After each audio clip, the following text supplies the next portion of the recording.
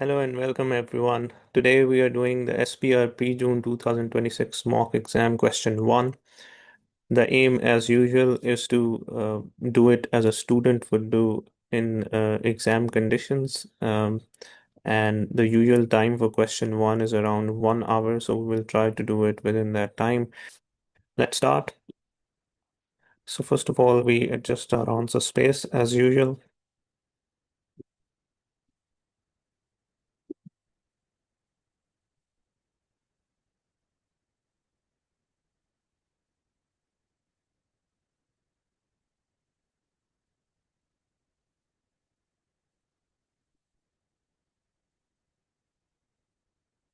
And then we go to the requirements and copy all of them and paste it in our answer space.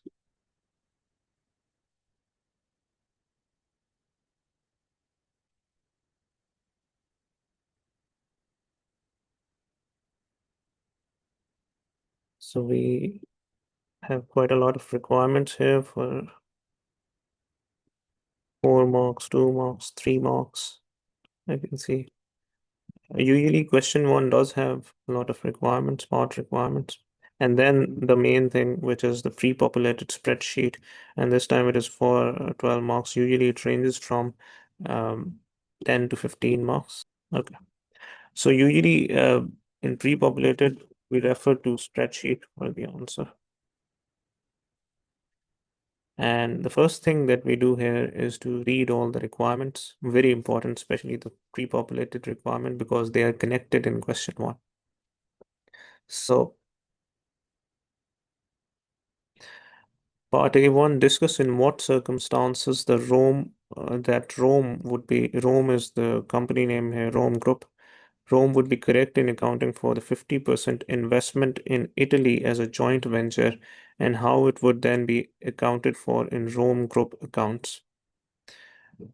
Okay, so this is about JV and its accounting. Discuss in what circumstances that Rome would be correct in classifying 50% investment in Italy as a subsidiary. Just for 2 marks.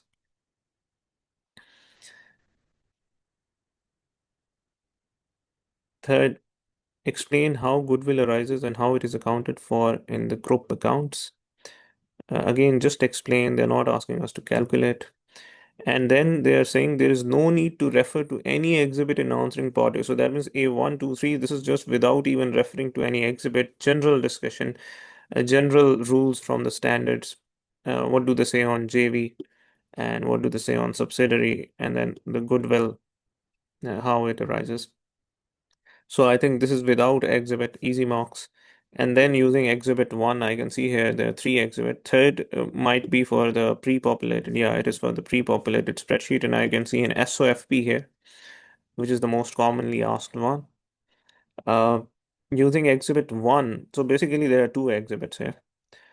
Calculate the goodwill in the Rome Group accounts arising on the acquisition of Italy. So it's just a pure calculation of goodwill, which we might do on our spreadsheet here. And then using exhibit 2, now this is part C is regarding exhibit 2 here. Explain how the provisions for damages, construction costs, and grant should have been accounted for. So there must be some issue in their accounting treatment, and we have to figure out how they should have been accounted for in this year and for 6 marks. 3 things are there. Uh, Provision for damages. We can make headings if we want. Copy and paste. So you can just make it as a heading. And the next one is construction costs. So you can copy and put it here as well. Construction costs. And the third one they're asking is grant. Just line with grant. So these 3 things, 6 marks, 2 marks each, maybe, I'm assuming. And then using the pre-populated spreadsheet response option exhibit 3, which we have the spreadsheet pre-populated already in the spreadsheet, and your previous answers, that means we have to use all these answers. A is not relevant, but B and C definitely we have to use in our pre-populated spreadsheet. Now, this is a very important point to note.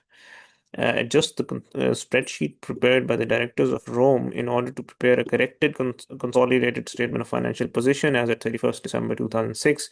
The spreadsheet should consider the following consideration or consolidation of Italy as a subsidiary, which they asked in uh, here. And obviously that means goodwill will arise, but we'll have to see when was it acquired. And the second thing is correction of the provisions, construction costs, and grant. So this is to do with this exhibit 2 and part C here. So that also has to be. So basically, whatever we do in part B and C, especially, we will have to correct that here in the spreadsheet. Okay, so let's start. I think without even reading uh, the exhibits or anything, let's just read the background info here and we can answer A1, 2, 3 because they said no need to refer to any exhibits. So I'll just read the background information quickly. Rome Group has a number of subsidiaries. Rome prepares consolidated financial statements to 31st December each year. The directors of Rome have prepared an initial draft of the consolidated statement of financial position at 31st December 2006. On the last day of the current accounting period, Rome acquired a 50% interest in Italy. On the last day of this is a very important thing. That means on just the last day they acquired, which means you don't have to do any adjustments for post acquisition. You just have to do the consolidation on the date of acquisition itself, which mainly will be the involvement of goodwill and the related fair value of net assets. So this you have to bring in your mind while reading it. So they have acquired 50% interest. Now they are asking here in part A, without referring to any exhibit, discuss in what circumstances that Rome would be correct in accounting for the 50% investment in Italy as a joint venture and how it would then be accounted for in the Rome group accounts. So we'll say if the 50% investment in Italy uh, results in joint control or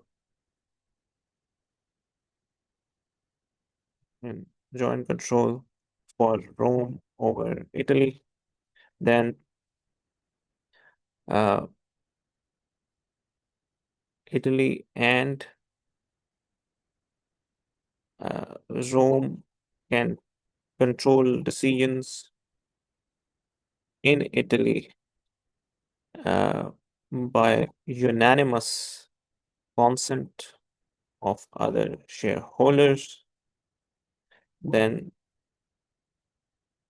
this will be considered a joint arrangement as per the standards, accounting standards. And since Italy is a separate entity, that means uh, in case of joint control,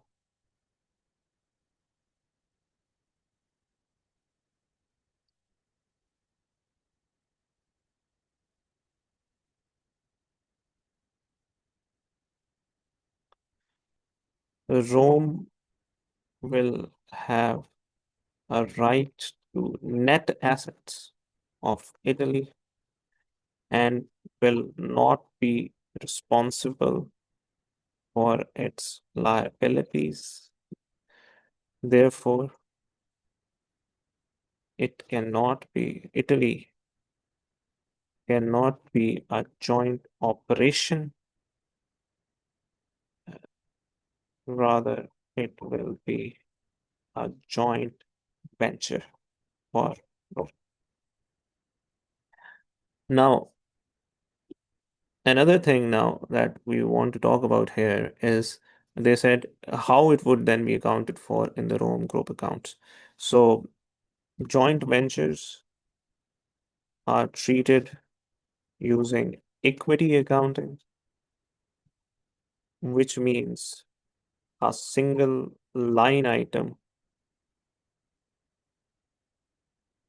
titled investment in JV will appear in consolidated statement of financial position, SOFP, and will show the initial cost of investment uh, plus the post acquisition share of profits of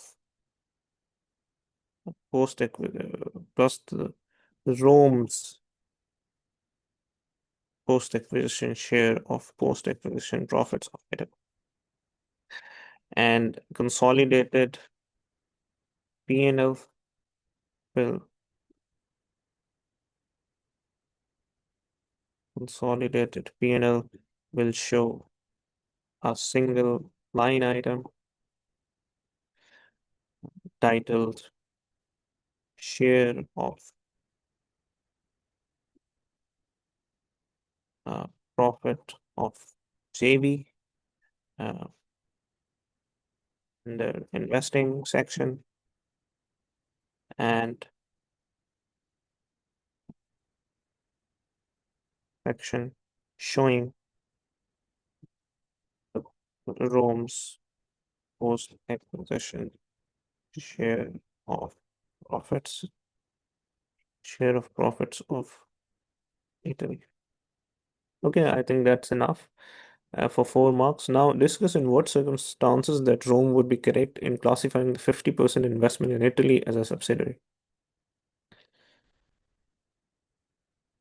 If 50% shareholding uh, results in control over Italy, uh, in control of Rome over Italy, uh, then only the mm, then only Italy can consider it as a subsidiary. Control means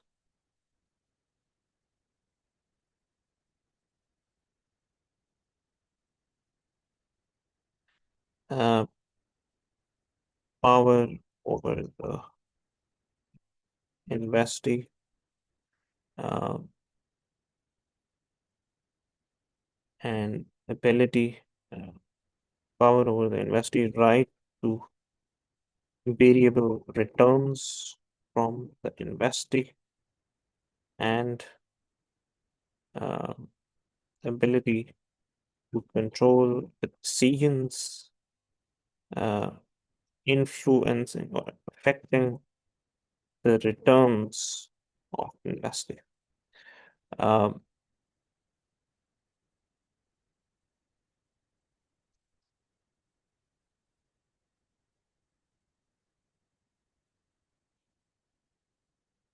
then only Rome can consider it as a subsidiary, um, which in simple words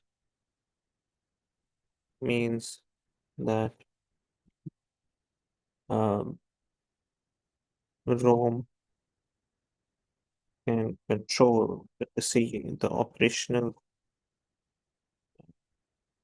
decisions, and any decisions which affect the returns, bracket profits of Italy. With 50%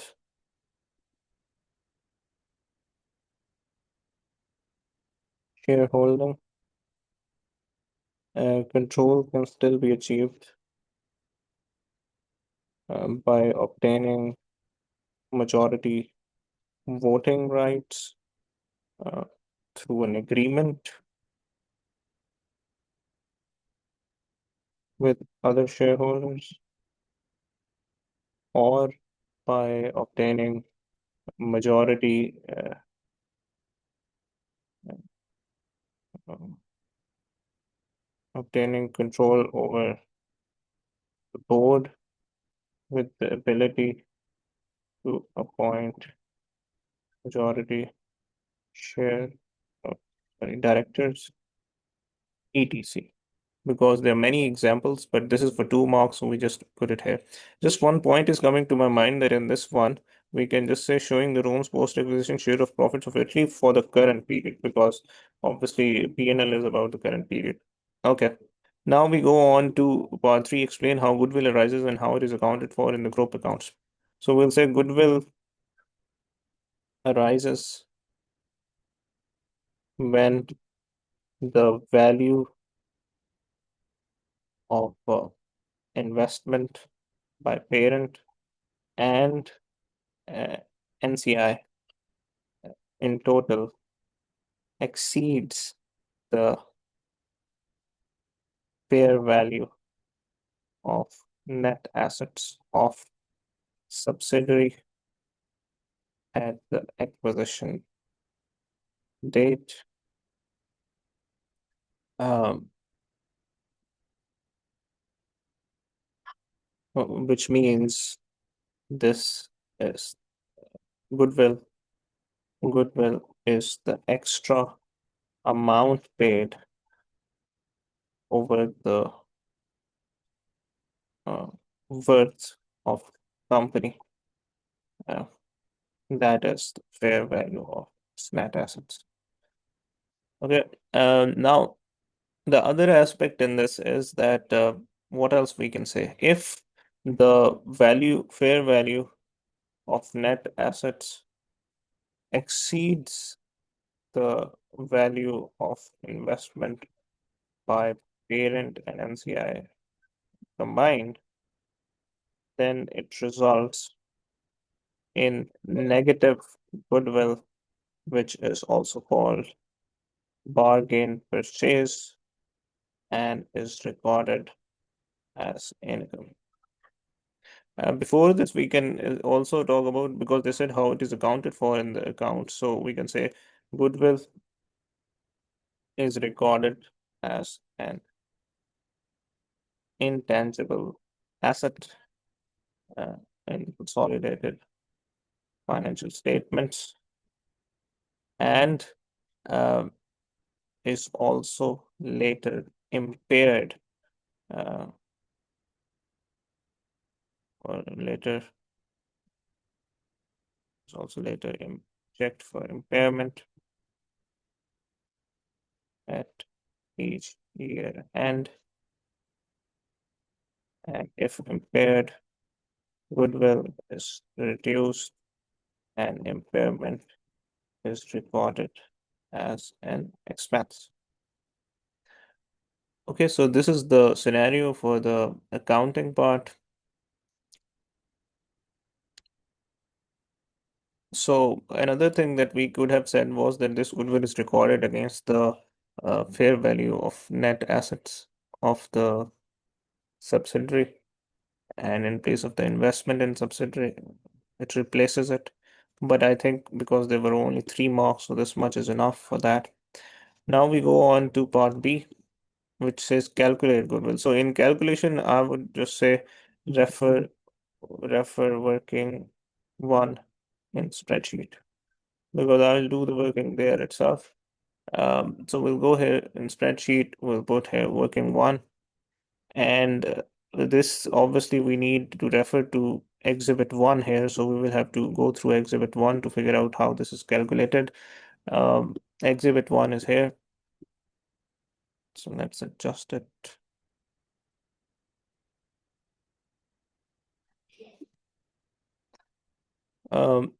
Details of the investment, NCI, and net assets of Italy. Italy is in fact a subsidiary of Rome, but has not been consolidated in the Rome Group account, so it has not been consolidated. So we are doing goodwill calculation here. Goodwill.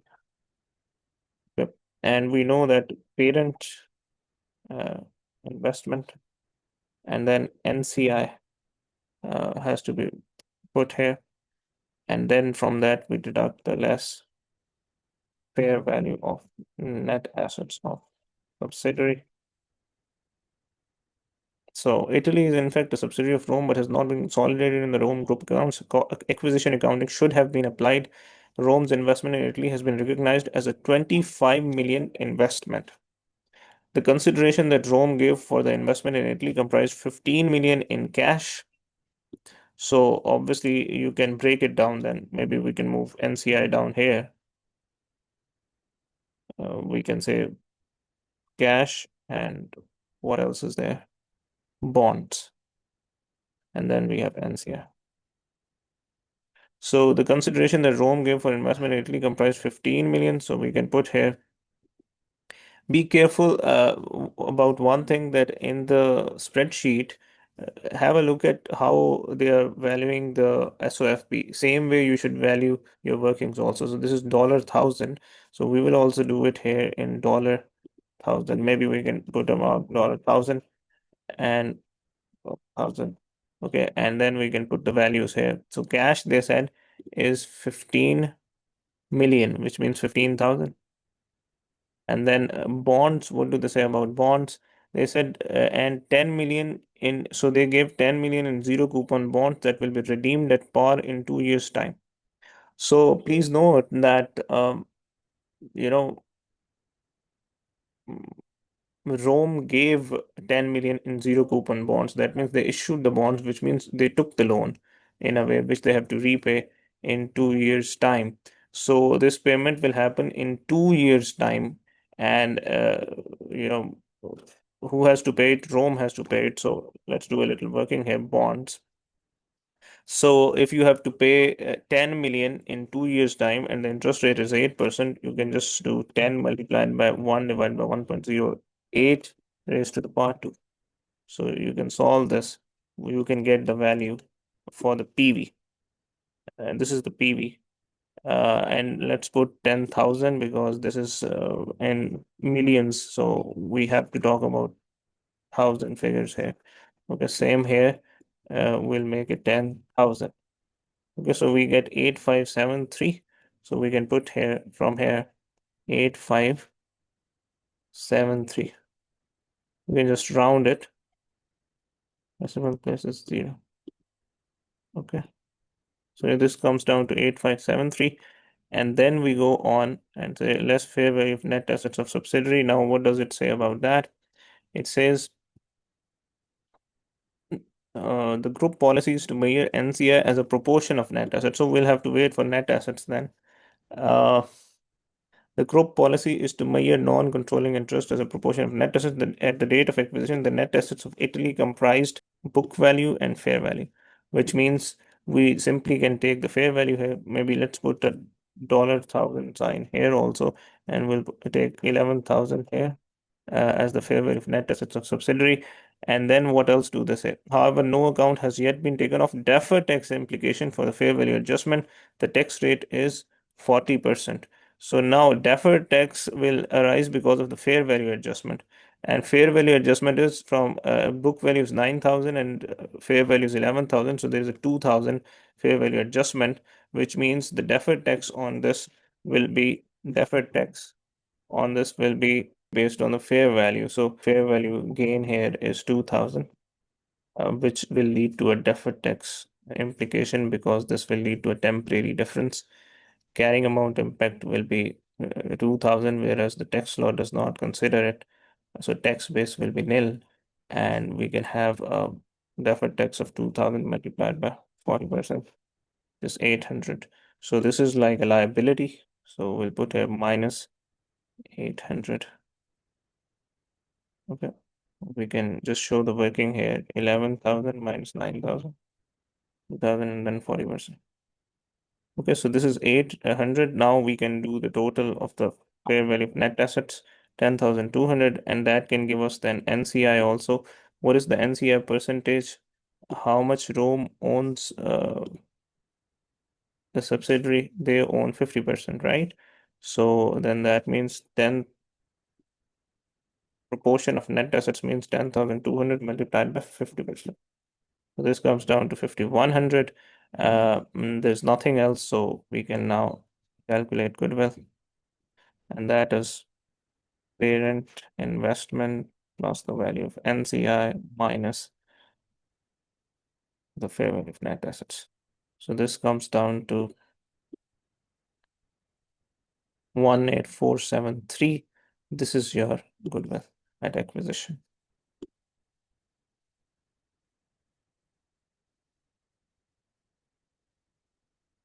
Okay, so this is done. Working one is finished, and that means this requirement is also finished. Now we go to requirement C, which is to do with Exhibit 2. So let's open it using Exhibit 2, explain how the provision for damages, construction costs, and grant should have been accounted for in Rome's financial statements for the year ended 31st December 2006. So three things here, 2 marks each because they're total 6 marks. On the first day of the accounting period, there was a fire at Rome's warehouse. An impairment review was carried out, and the property was correctly written down to the recoverable amount. Okay. However, the fire caused damage to neighboring buildings owned by third parties. Legal proceedings have been commenced against Rome for damages of 5 million. On the basis that it is probable that these damages will be paid out, Rome has capitalized these costs and made a provision of 5 million accordingly. Uh, Capitalized is wrong. Provisions are not capitalized. But the other aspect is, do they need a provision? It seems like they need a provision. So we'll say IS 37 requires provision to be recognized if there is a present obligation at year end. In bracket, I'll put it exists because of legal proceedings. Um, then, second, if there is a probable outflow of economic benefit, which uh, which is also they have already said that these damages will be paid out. Probability exists for damage payments, damages payment, and reliable year of costs, which seems to be available, as well as the damage damages related proceedings are for a value of $5 million. Therefore, a provision was needed and was correctly recorded by Rome, but the other effect of a provision, uh, as per IES 37, is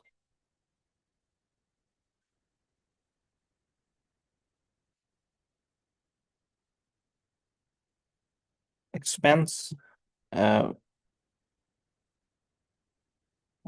is that it has to be expensed to P&L, whereas Rome has capitalized the amount, which is incorrect and needs correction.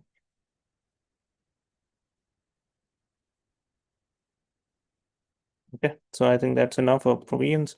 During the year, Rome has spent 6 million on constructing a new warehouse. The construction costs were financed through additional borrowings that incurred a finance cost of 400,000. Both costs were written against profit. This is not correct because construction costs are, and it's a warehouse, so it's PPE, and they were financed through borrowings, and the borrowing costs were 400,000. And obviously, construction takes time, so it seems to be a qualifying asset under IS 23. So that finance cost should also have been capitalized. The building will become operational on the first day of the next accounting period. The building is expected to have a useful life of 40 years. So we'll say that the construction costs of $6 million related to warehouse construction um, is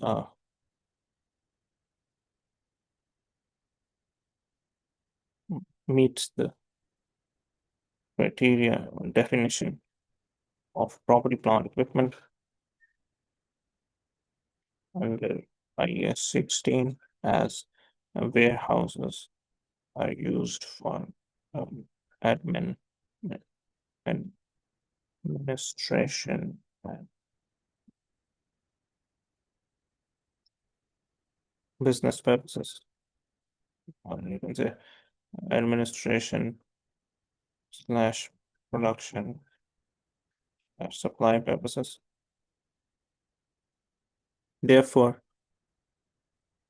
expensing it was not correct.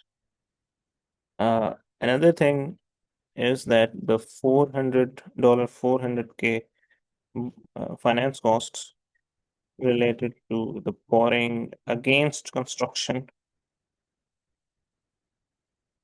and meets the criteria of IAS 23 borrowing costs for the capitalization because warehouse construction will take a substantial period of time, which makes it a qualifying asset, and any borrowing costs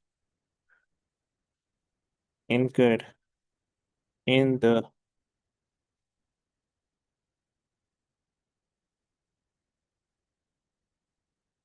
construction period that that is current year has to be capitalized, which has not been done. Okay. Later, from next year onwards, this amount of uh, this capitalized amount of 6 million plus 400K will becomes $6.4 million will be depreciated over the useful life of 40 years, resulting in, you can calculate if you want the amount of depreciation annually. I'm taking it 6.4 million to 6,400 divided by 40. So say $1, 160 depreciation each year. I think that's enough. Then grant. Rome applied to the local government for a grant towards the cost of constructing the new warehouse. The application was successful. Shortly before the reporting date, Rome received a lawyer's letter from the local government giving a legally binding undertaking that the grant of 4 million will be paid in 1 month's time. Giving a legally binding undertaking that the grant of 4 million will be paid in 1 month's time. Okay. Rome has not made an accounting entry in this regard. Okay. So this is a government grant.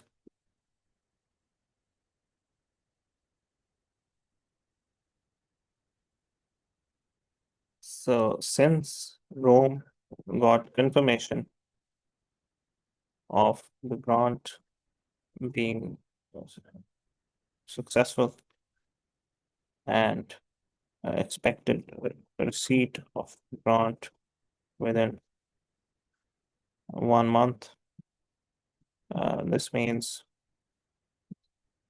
the grant was receivable at the year end under assets and should have been recorded under current assets.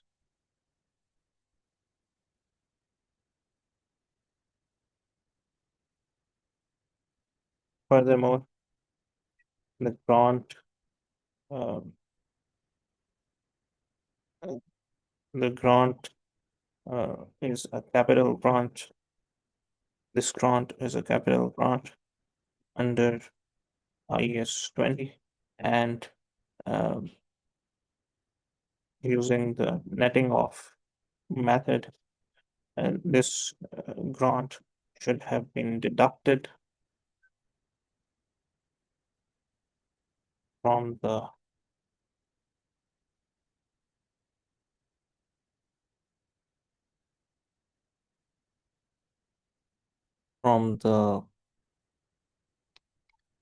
capitalized cost of the warehouse uh, and the net amount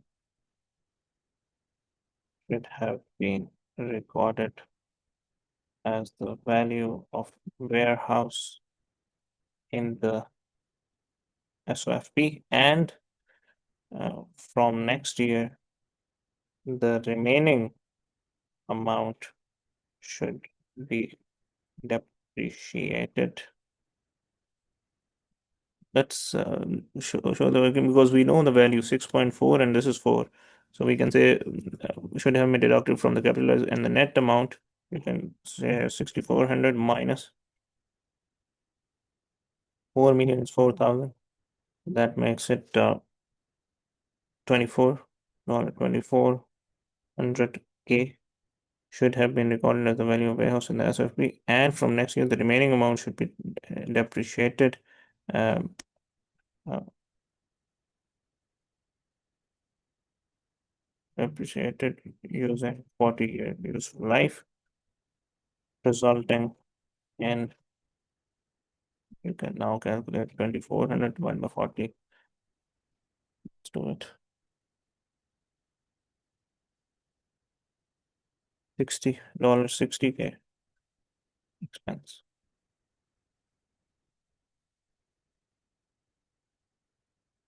Okay, I think that's enough. Now we are only left with pre-populated spreadsheet.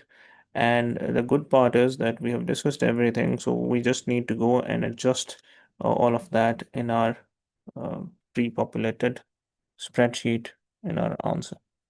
Okay, so what we will do is that we will go there and just simply put all these values which we have already determined into our pre-populated spreadsheet. We'll go to the spreadsheet area here, and we'll give a heading here, adjustments. We'll make it bold. Give the numbers 1, 2, 3, 4, 5, 6, 7, 8, 9, 10. We'll keep it numbers till 10. And then we can start. I think we should start first with the goodwill, because the first part is goodwill. Now, if you see here, they've done investment in Italy of 25,000, but this doesn't come in consolidated SOFP, so we have to remove it all. But first, let's remove the cash part. So we'll say, because they roll us here in the first exhibit that they recorded 15 plus 10 fully. 15 plus 10 fully they recorded. What that means is that, yeah, 15 plus 10, 25. So that means you have to reverse this 15 cash, and that will go where? That will go to goodwill.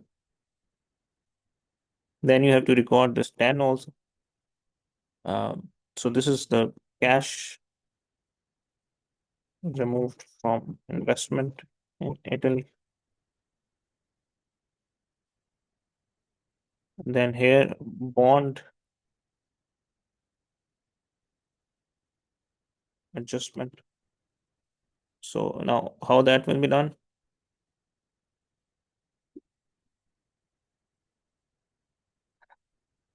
The value was 8573. So the value that should go to goodwill is 8573.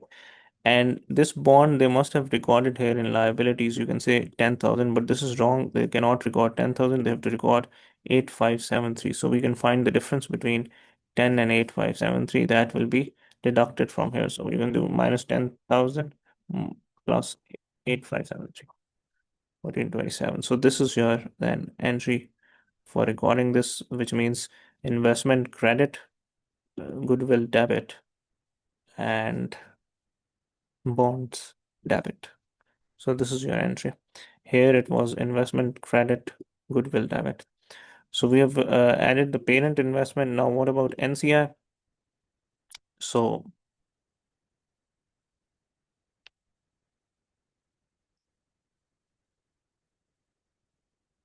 because they said acquisition accounting should have been applied and they've not consolidated it, that means we have to record the NCI.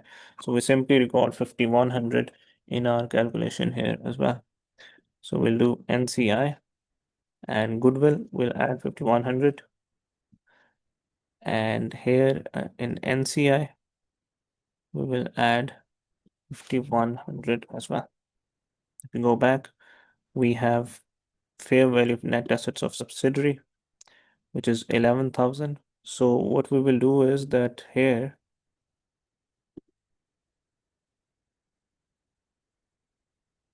at the acquisition date, the net assets of you know Italy compressed. So because nothing has been recorded, what we can do here is that we can do one by one. Uh, so we can say fair value of net assets.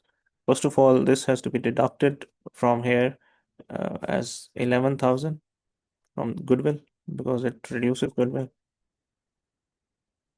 And then the adjustment of it is that property, plant, equipment, you will take 7 because everything has to be recorded at fair value.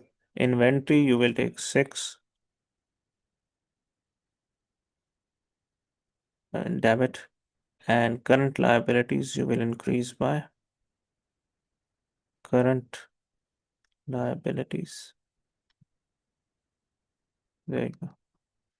So you will increase that by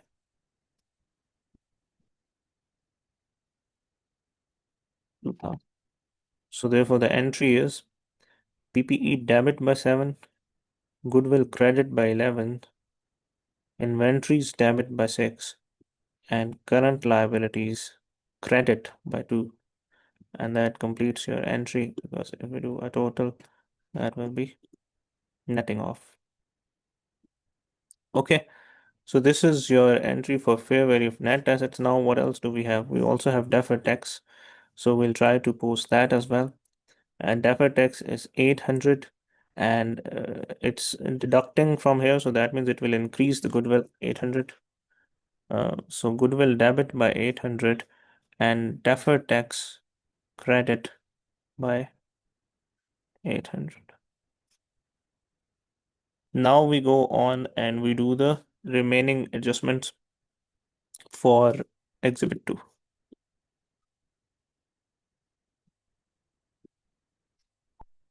Now in Exhibit 2, we already said here, what do we need to do?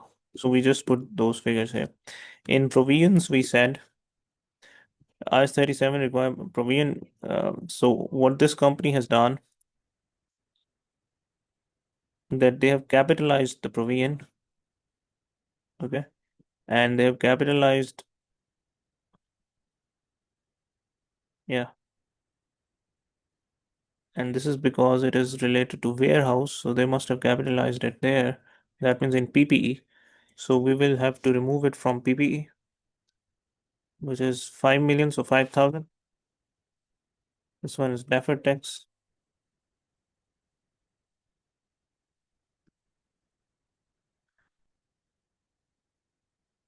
Here we can say provision adjustment correction. So you have to remove it from capitalization and you have to charge it to P&L, and in P&L, because this is for parent, so it goes to retained earnings, 5,000 debit. And 5,000 debit in retained earnings means we'll put minus 5,000. Why? Because it's an expense. Okay, so this is your provision correction. Then the next one is to do with construction costs. Now, please note that this depreciation will happen next year. For current year at the year end, only the recording of the capitalized amount is needed because they said it will start getting into use next year and it got completed this year. So, construction costs of 6.4, they had expensed them. Yeah, they have expensed them, so we will have to capitalize them. And this is warehouse, so again, it will come at property, plant, equipment 6,400. And same amount will be reversed from retained earnings. They expensed it, so we will add it back 6,400. So this is going to happen for construction costs correction. Then in last one we said grant. Grant uh, correction. They didn't even record, so grant recording, you can say. Um, so what will happen? We said that, uh, yeah, we will have to deduct the grant amount from the value of the asset. So we have recorded 6,400, but we will have to deduct the grant, which is minus 4,000 here. So this is one thing that we do. And the other thing is that they have recorded it where? Since Rome got confirmation of the grant being successful and expected to see, they've not recorded at all, and it's a receivable. So we'll put it in not under trade receivables, we can put it under other current assets. And so this will be debit and PPE credit. This is the netting off approach of the grant which we have discussed here. And depreciation, remember the construction completed this year, and the use will happen from the next year. So the depreciation will start from next year. This year, nothing like that will happen. So this is also done, which means our pre-populated spreadsheet is over. We have recorded all the adjustments that were needed, and there were around 8 adjustments because I did it separately, all of them. And I've put the details of brief details or reference to the details of each of those adjustments which is needed, but no need to expand it, no need to do any totals. So I think our pre-populated part is also complete, which means our question one is complete. So that's your answer for question one.